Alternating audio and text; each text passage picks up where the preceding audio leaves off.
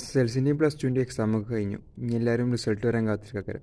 ചിലവർ പേടിച്ചിരിക്കക്കാരം, ചിലവർ ഇതിലിപ്പം വരണം എന്നിട്ട് വേണം ആഘോഷിക്കണം എന്നുള്ളതിലാണ്. എൻ്റെ ഒരു അഭിപ്രായത്തിൽ ഈ റിസൾട്ടൊന്നുമല്ല നിങ്ങളുടെ ഭാവി തീരുമാനിക്കുന്നത്. പലരും പറയും ഇതാണ് നിങ്ങളുടെ ടേണിംഗ് പോയിൻ്റ് എന്നൊക്കെ പറയും. പക്ഷേ എൻ്റെ ഒരു അഭിപ്രായത്തിലും എൻ്റെ അനുഭവത്തിലും ഇതൊന്നല്ല, മാർക്കൊന്നല്ല ടേണിംഗ് പോയിൻ്റ്. ഏതായാലും നമുക്ക് നമ്മളെ വിഷയത്തിൽ കിടക്കാം.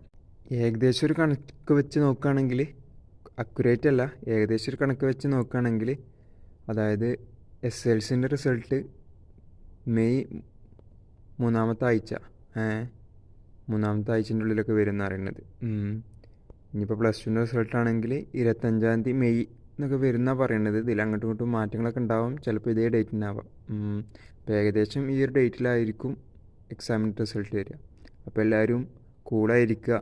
റിസൾട്ട് എന്തായാലും നമ്മളെ സർട്ടിഫിക്കറ്റത്തെ റിസൾട്ടൊന്നുമല്ല നമ്മളെ ഭാവി തീരുമാനിക്കുന്നതെന്നില്ല നിങ്ങൾ മനസ്സിലാക്കുക. ഓക്കെ. അപ്പോൾ എല്ലാവർക്കും വിജയാശംസകളും. എല്ലാവർക്കും നല്ല മാർക്ക് കിട്ടട്ടെ. ഓക്കെ.